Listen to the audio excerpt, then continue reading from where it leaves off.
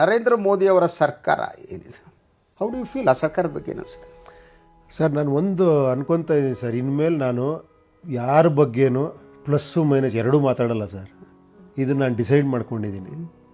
ಯಾಕಂದರೆ ನಾನು ದೊಡ್ಡವ್ರ ಬಗ್ಗೆ ಮಾತಾಡೋಷ್ಟು ದೊಡ್ಡವನಲ್ಲ. ನಾನು ಇನ್ನೂ ಹಸುಳೆ, ಇನ್ನೂ ಹೊಸಬ. ನಾನು ಒಬ್ಬ ಪ್ರಜೆ ಎಷ್ಟು ಹೊಸಬ. ನೀವು ರಾಜಕೀಯ ದೊಡ್ಡ ಮಾತಾಡ್ತಾ ಇದ್ದೀರಾ. ನಾನು ರಾಜಕೀಯದ ಬಗ್ಗೆ ಮಾತಾಡ್ತಿಲ್ಲ, ನಾನು ಪ್ರಜಾಕೀಯದ ಬಗ್ಗೆ ಮಾತಾಡ್ತಿರೋದು. ರಾಜಕೀಯ ನನಗೆ ಗೊತ್ತಿಲ್ಲ. ಪ್ರಜಾಕೀಯದ ಬಗ್ಗೆ ಮಾತನಾಡಬೇಕಾದ್ರೂ ರಾಜಕೀಯದ ಬಗ್ಗೆ ನಿಮ್ಗೊಂದು ಸ್ಪಷ್ಟತೆ ಬೇಕಲ್ಲ? ನಾನು ಹೇಳಿದ್ದು ಅದ್ರ ಸ್ಪಷ್ಟತೆ ಬೇಡ ನನಗೆ. ಅದ್ರ ಸ್ಪಷ್ಟತೆ ಸಿಕ್ಬಿಟ್ರೆ ನಾನು ಅಲ್ಲೇ ಹೊರಟಾಗ್ತಾ ಇದ್ದೆ. ನನಗೆ ಈ ಸ್ಪಷ್ಟತೆ ಇದೆ, ನನಗೆ ಜನಕ್ಕೆ ಏನು ಬೇಕು ಅನ್ನೋ ಸ್ಪಷ್ಟತೆ ಇದೆ. ನಾನು ಒಬ್ಬ ಜನ ಆಗಿ ನಾನು ಜನಗಳೆಲ್ಲ ಪಲ್ಸು ನಾಡಿ ಮಿಡಿತ ಹಿಡಿದ್ಬಿಡಿ, ನಾನು ದೊಡ್ಡದಾಗಿ ಮಾತಾಡ್ತಿಲ್ಲ. ನಾನು ಒಬ್ಬ ಪ್ರಜೆಯಾಗಿ ರೋಡಲ್ಲಿ ಹೋಗ್ಬೇಕಾದ್ರೆ ಒಂದು ನೋಡಿದಾಗ, ನೀವು ಫೀಲ್ ಮಾಡಿದಾಗ, ನಾನು ಒಳ್ಳೆ ಕಾರಲ್ಲಿ ಓಡಾಡ್ತಾ ಇರ್ಬೋದು, ಬಟ್ ಆ ಪಕ್ಕದಲ್ಲಿ ನೋಡಿ ಒಂದು ಫೀಲ್ ಮಾಡಿಲ್ಲ ಅಂದರೆ ನನ್ನ ಬದುಕೇ ಅಲ್ಲ. ನಾನೇನೋ ಪಾಪಿನೇನೋ ಗೊತ್ತಿಲ್ಲ, ನನಗೆ ಅದು ಜಾಸ್ತಿ ಕಾಡುತ್ತೆ. ನಾನು I cannot enjoy my life. ಎಲ್ಲವೂ ಚೆನ್ನಾಗಿದ್ರು ಇಲ್ಲ, ನನಗೆ ಆಗಲ್ಲ. ಯಾಕಂದರೆ ನನಗೇನಂದರೆ ನನಗೆ ಇದೆಲ್ಲ ಸಿಕ್ಕಿರೋದು ನಾನು ಅದಕ್ಕೋಸ್ಕರ ಅಂತ ನಾನು ನಂಬಿರೋನು. ನಾನು ಅದಕ್ಕೋಸ್ಕರ ಬಂದಿರೋದು. ನನಗೆಲ್ಲ ದೇವ್ರು ಕೊಟ್ಟಿರೋದು ನಾನು ಈ ಕೆಲಸಕ್ಕೆ ಹೊರಟಿರೋದಕ್ಕೋಸ್ಕರ. ನನಗಿದು ಇಂಪಾರ್ಟೆಂಟ್ ಅನ್ಸೋದಿಲ್ಲ. ನನ್ನ ಕಾರು, ನನ್ನ ಬಂಗ್ಲೆ, ನನ್ನ ಇದು ಯಾವುದೂ ಇಂಪಾರ್ಟೆಂಟ್ ಅನ್ಸಲ್ಲ. ನನಗೇನಂದರೆ ಇದು ನನಗೆ ಪರಮ ಸ್ಯಾಟಿಸ್ಫ್ಯಾಕ್ಷನ್ ಕೊಡೋವಂಥದ್ದು. ನಾನು ಒಬ್ಬ ಜನರಾಗಿ ಕೂತಾಗ ನನಗೊಂದು ಸುಂದರವಾದ ಒಂದು ಕನಸಿದೆ ಸರ್. ನಮ್ಮ ಕರ್ನಾಟಕ ಈ ಫಸ್ಟು ಸ್ಟೆಪ್ಪು. ಕರ್ನಾಟಕ ಒಂದು ಫ್ಲೋರಿಡಾ ಥರ ಆಗಬೇಕು, ನಮ್ಮ ಹಳ್ಳಿಗಳು ಸ್ವಿಟ್ಜರ್ಲ್ಯಾಂಡ್ ಥರ ಆಗಬೇಕು. ಯಾಕೆ ಸರ್ ಆ ಕನಸು ಇರಬಾರ್ದು? ಆಗುತ್ತೆ, ಖಂಡಿತ ಆಗುತ್ತೆ. ಇಲ್ಲ, ಯಾಕಂದರೆ ನಾವು ಹಿಂಗೆ ನಮ್ಮ ದೇಶ, ನಾವು ಇರೋದೇ ಹಿಂಗೆ ಅಂತ ಯಾಕೆ ಆ ಒಂದು ಕನಸಾರ ಜನಗಳಿಗೆ ಬರಬೇಕಲ್ಲ? ಎಷ್ಟೋ ಜನಕ್ಕೆ ಇದೆ ಸರ್. ನನಗೊಂದು ನಿಮ್ಮ ಜೊತೆ ಕೂತ್ಕೊಂಡು ಮಾತಾಡೋಂಥ ದೇವರು ಭಾಗ್ಯ ಕೊಟ್ಟಿದ್ದಾನೆ. ನಾನು ಈ ಮೂಲಕ ಹೇಳ್ತಾ ಇದ್ದೀನಿ. ಎಷ್ಟೋ ಜನ ಇದನ್ನು ಕೇಳ್ತಿರೋರಿಗೆ ಅವ್ರಿಗೂ ಇರ್ಬೋದು, ನಮ್ಮ ದೇಶ ಯಾಕೆ ಮಾಡಬಾರ್ದು? ನಾವು ಯಾಕೆ ಅಮೇರಿಕ ಹೋಗಿ ಒಂದು ವಾಲ್ಟ್ ಡಿಸ್ನಿದು ಯಾವುದೋ ಒಂದು ನೋಡ್ಕೊಂಡು ಏನಪ್ಪ ಈ ದೇಶ ಹಿಂಗಿದೆ ಅಂತ ಯಾಕೆ ಹೇಳಬೇಕು? ನಮ್ಮ ದೇಶದಲ್ಲಿ ಅಂಥ ಸಂಪದ್ಭರಿತವಾದ ದೇಶ ಇದು, ಎಲ್ಲವೂ ಇದೆ. ಅತ್ಯಂತ ಅದ್ಭುತವಾದ ಸಂಸ್ಕೃತಿ ಇರೋ ದೇಶ ಇದು. ಯಾಕೆ ನಮ್ಮ ದೇಶ ಹಂಗ ನಾವೆಲ್ಲ ಸೇರ್ಕೊಂಡು ಯಾಕೆ ಸರ್ ಕಟ್ಟಬಾರ್ದು? ಅದೇ ಸರ್ ನನ್ನ ಪ್ರಶ್ನೆ ಇರೋದು. ನೀವೇನು ಕೆಲವು ಪ್ರಶ್ನೆಗಳನ್ನು ಮುಂದಿಟ್ಟು ತುಂಬ ರೆಲೆವೆಂಟ್ ಆದ ಪ್ರಶ್ನೆಗಳು, ಕೇಳಬೇಕಾದ ಪ್ರಶ್ನೆಗಳು, ಐ ಅಪ್ರಿಸಿಯೇಟ್. ಆದರೆ ಹೀಗೆ ಆಗಬೇಕು ಅಂತ ಹೇಳುವಾಗ ಹೀಗೆ ಯಾಕೆ ಆಗಿಲ್ಲ ಅನ್ನೋ ಪ್ರಶ್ನೆ ಕೂಡ ನಮ್ಮಲ್ಲಿ ವೆರಿ ಮಚ್ ಕ್ಲಿಯರ್. ಈಗ ನಾವು ಫ್ಲೋರಿಡಾದ ಬಗ್ಗೆ ಎಸ್, ಸ್ವಿಟ್ಜರ್ಲೆಂಡ್ ಬಗ್ಗೆ ಎಸ್, ಆ ಕನಸುಗಳಿರಬೇಕು.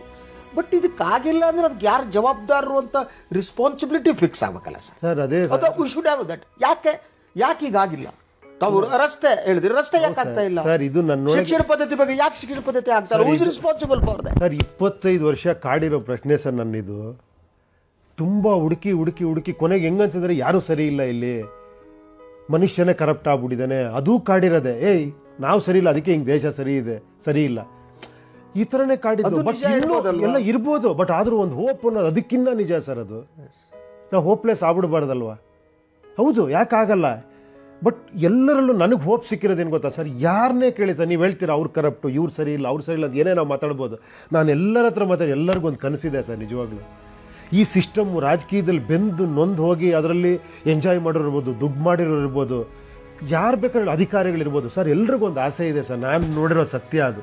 ಅವರೆಲ್ಲರಿಗೂ ಒಂದು ಚೇಂಜ್ ಆಗಬೇಕು ಅಂತಿದೆ. ಬಟ್ ಏನಾಗಿದೆ ಅಂದರೆ, ನೀವೇ ಹೇಳಿದ್ರಿ, ಇಲ್ಲಪ್ಪ ಇವನು ಸರಿ ಇಲ್ಲ, ಅವನು ಸರಿ ಇಲ್ಲ, ನಾನು ಏನು ಮಾಡೋದಿಲ್ಲ, ಓಕೆ ಇದರೊಳಗಿದ್ರೆ ಹೋಗೋಣ ಅನ್ನೋ ಥರ ಆಗೋಗ್ಬಿಟ್ಟಿದೆ.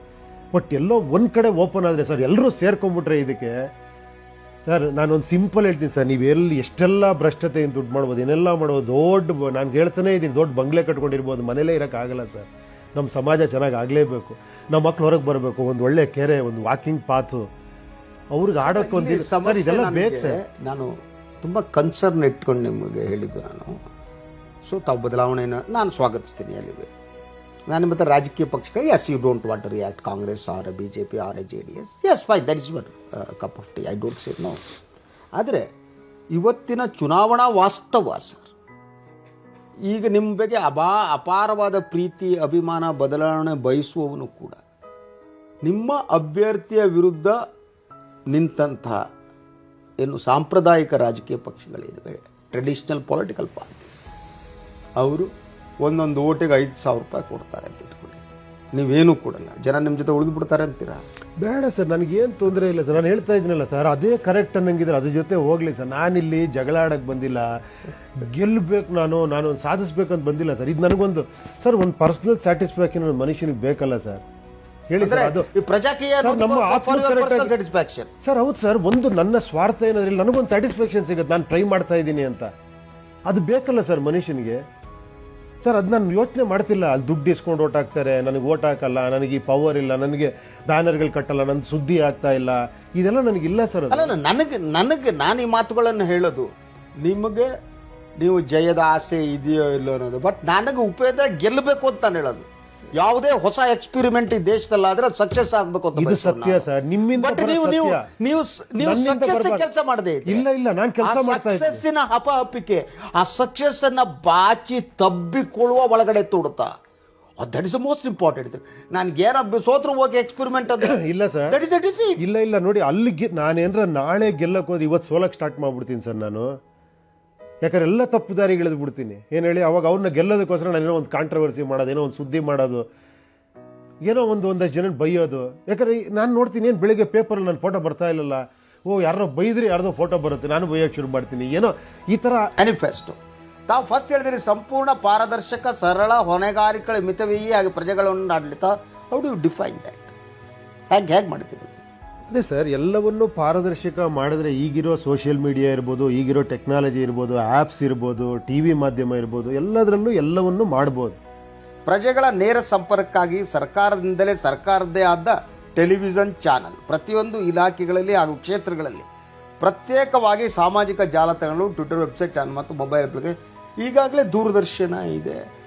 ಬಹುತೇಕ ಸರ್ಕಾರಿ ಸ್ವಾಮ್ಯದ ಮಾಧ್ಯಮ ಯಾವತ್ತೂ ಕೂಡ ಸತ್ಯವನ್ನು ಪ್ರತಿಬಿಂಬಿಸೋಕ್ಕಾಗಲ್ಲ. ಅವರು ಸರ್ಕಾರದ ಪರವಾಗಿ ಮಾಡ್ತಾ ಇರುತ್ತೆ. ಏನು ಹೇಗೆ ಅದು ಹೆಲ್ಪ್ ಆಗುತ್ತೆ? ಎಲ್ಲ ಟ್ರಾನ್ಸ್ಪರೆಂಟ್ ಮಾಡಿ ಅಂತ ನಿಮ್ಮ ಕಾರ್ಯಕ್ರಮಗಳು ಏನು ನಡೀತಿದೆಯೋ ಒಂದು ಸಿಂಪಲ್ ವಿಧಾನಸೌಧದಲ್ಲಿ ಒಂದು ಚರ್ಚೆ ಆಗುತ್ತೆ ಸರ್, ಅಲ್ವಾ ಸರ್? ಅಧಿವೇಶನ, ಅದರಲ್ಲಿ ಏನಾಗುತ್ತೆ, ನಾನೊಂದು ಚೀಟಿ ಇಟ್ಕೊತೀನಿ, ಹಿಂಗೆ ಇದ್ರ ಬಗ್ಗೆ ಮಾತಾಡ್ತೀನಿ, ಹಿಂಗಾಗಿದೆ ಪ್ರಾಜೆಕ್ಟ್, ಹಿಂಗಾಗಿದೆ, ಹಂಗಾಗಿ ವಿವರ ಕೊಡ್ತೀನಿ. ನಾನು ಹೇಳಿದ್ದು ಈ ವಿವರನಲ್ಲಿ ಒಂದು ದೊಡ್ಡ ಸ್ಕ್ರೀನ್ ಹಾಕಿ, ಆ ಸ್ಕ್ರೀನಲ್ಲಿ ವಿಜುವಲ್ ಡಾಕ್ಯುಮೆಂಟೇಷನ್ ಇಡಿ, ಅಕೌಂಟ್ಸ್ ಓಪನ್ ಮಾಡಿ, ಎಷ್ಟಾಗಿದೆ, ಏನಾಗಿದೆ, ಯಾವುದರಲ್ಲಿ?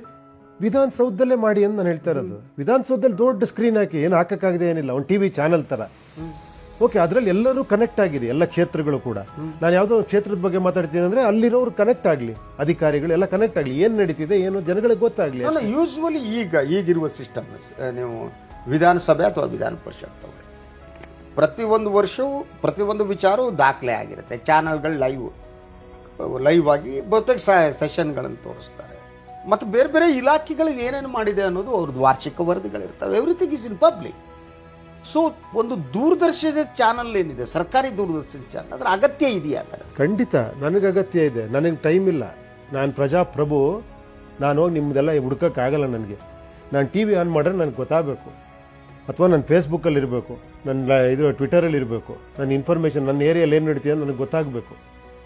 ಪ್ರಜೆಗಳಿಗೆ ಸರಳವಾಗಿ ಈಸಿಯಾಗಿ ಎಲ್ಲವನ್ನೂ ತಲುಪಿಸ್ಬೇಕಷ್ಟೇ. ನಾವು ಟೆಕ್ನಾಲಜಿ ಇದೆ, ಮಾಡ್ಬೋದು. ನಾನು ಹೇಳ್ತಿರೋದು ಯಾಕೆ ಗೊತ್ತಾ ಹೇಳ್ತಿದ್ದೀನಿ, ನೀವೇನೋ ಒಂದು ಗಲಾಟೆಗಳಾಗುತ್ತೆ, ಅಧಿವೇಶನ ನೋಡಿದ್ದೀರಾ, ಬೈಕಾಟ್ ಮಾಡಿ ಹೊಟ್ಟೋಗ್ತಾರೆ, ಇದು ಒಪ್ಪಲ್ಲ ನಾವು ಅಂತ. ಸೊ ಎಲ್ಲವನ್ನು ವಿಜುವಲ್ ದಾಖಲೆ ಮೂಲಕ ತೋರಿಸಿ, ನೀವು ಯಾವುದೋ ಒಂದು ಪ್ರಾಜೆಕ್ಟ್ ಆಗ್ತಿದೆ, ಏನಾಗ್ತಿದೆ, ಅದರ ಅಕೌಂಟ್ಸ್ ಏನಾಗಿದೆ, ಇಷ್ಟು ದುಡ್ಡು ಖರ್ಚಾಗಿದೆ, ಈ ಸ್ಟೇಜಲ್ಲಿ ಇದೆ, ಇದು ಅದ್ರ ಬಗ್ಗೆ ಅವರೊಂದು ವಿಜುವಲ್ ಡಾಕ್ಯುಮೆಂಟೇಷನ್ ಮಾಡ್ಕೊಳ್ಳಿ. ಇಲ್ಲ ಇದಾಗಿಲ್ಲ, ಹಿಂಗಾಗಿದೆ, ಒಂದು ಇಷ್ಟೊಂದು ಮಾಧ್ಯಮ ಇಷ್ಟೊಂದು ಇದಾಗಿರ್ಬೇಕಾದ್ರೆ ಅದನ್ನ ಜನ ನೋಡಲಿ. ಇದನ್ನೆಲ್ಲ ನೀವು ಪ್ರೊಜೆಕ್ಟ್ ಮಾಡಿ, ಅದ್ರ ಬಗ್ಗೆ ಡಿಸ್ಕಸ್ ಮಾಡಿ, ಇದನ್ನ ಜನಕ್ಕೆ ಲೈವ್ ಕೊಡಿ. ನಾನು ಹೇಳ್ತೀವಿ ಸರ್, ಇವಾಗಲೇ ಅದರದ್ದು ಡಾಕ್ಯುಮೆಂಟೇಷನ್ ಇದೆ ಸರ್, ತೋರಿಸಿ ಅಂತ ಹೇಳ್ತಾ ಇರೋದು. ಆಗಲ್ವಾ? ನೀವು ಯಾಕೆ ನಿಮ್ಗೆ ಹೇಳ್ತೀನಿ ಕೇಳಿ. ಈಗ ನೀವು 1950 ಕರ್ನಾಟಕದ ಏನು ರಚನೆ ಆಯಿತು, ಅದಾದ ನಂತರ ಪ್ರತಿ ಸೆಷನ್ನ ಪ್ರತಿ ವಿಚಾರಗಳು ದಾಖಲೆಯಲ್ಲಿವೆ. ಹೌದು, ದಾಖಲೆ ಇದೆ. ಜನಕ್ಕೆ ದಾಖಲೆ ಕೊಡಿ ಅಂತ ನಾನು ಹೇಳ್ತಿರೋದು. ನೀವು ದಾಖಲೆ ಮಾಡ್ಕೊಂತ ಯಾರು ಬೇಕಾದ್ರೂ ತಗೋಬಹುದು. ತಗೊಳ್ಳೋದಕ್ಕಲ್ಲ, ನೀವು ಕೊಡಿ. ಆಗಲ್ವಾ? ನಾನು ಕೊಡ್ತೀನಿ. ಫೈಲ್ ನಡೆಸಿ ಏನ್ ಮಾಡ್ತೀರಿ? ಎಲ್ಲ ನೀವು ಕೊಡಲ್ಲ ಅಂದ್ರೆ ನಾನು ಆಡಳಿತಕ್ಕೆ ಬಂದ್ರೆ ನಾನು ಕೊಡ್ತೀನಿ.